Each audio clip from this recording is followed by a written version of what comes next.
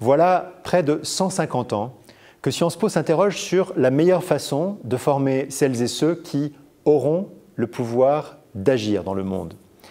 Aujourd'hui, cela signifie repérer les talents qui seront demain, en 2030, en 2040, en 2050, en situation de responsabilité et les préparer à exercer leur mission avec compétence et avec légitimité face aux défis qui les attendent. C'est tout le sens de la réforme de l'admission en première année que Sciences Po engage aujourd'hui.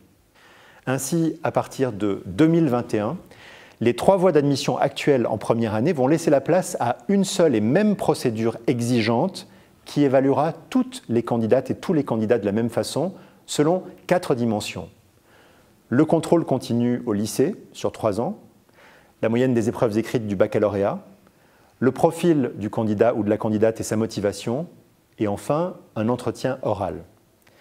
La promotion qui fera sa rentrée au début de l'année académique 2021-2022 aura ainsi été sélectionnée par Sciences Po selon de nouveaux critères qui vont nous aider à repérer et à révéler les meilleurs talents dans toute leur diversité. Pour cela, nous faisons évoluer ces critères et nous prenons aussi un engagement. L'évolution des critères, plus nombreux, plus équilibrés, va permettre une évaluation complète de ce qui fait l'excellence de nos profils. En plus des critères de sélection académique classiques, nous allons pouvoir chercher chez nos candidates ou nos candidats la créativité, la capacité d'inventer, la personnalité, l'ouverture d'esprit ou encore la résilience, la persévérance. Autant de qualités qui feront la différence dans le monde de demain.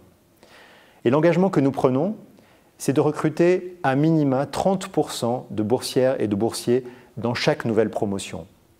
Le fait de proposer des conditions d'admission plus claires, plus lisibles et plus équitables va nous y aider. L'intégration dans Parcoursup représente un autre levier de démocratisation puisqu'il va simplifier la candidature pour tous les lycéens et toutes les lycéennes et pour leurs familles. Et enfin, nous allons étendre le dispositif des conventions éducation prioritaire en doublant le nombre de lycées partenaires de notre programme d'égalité des chances. Avec cette réforme élaborée collectivement, nous allons pouvoir conjuguer au futur l'ambition de Sciences Po qui est de former des dirigeantes et des dirigeants efficaces qui soient aussi des citoyennes et des citoyens responsables. C'est avec enthousiasme, avec conviction que nous franchissons aujourd'hui cette étape capitale pour Sciences Po.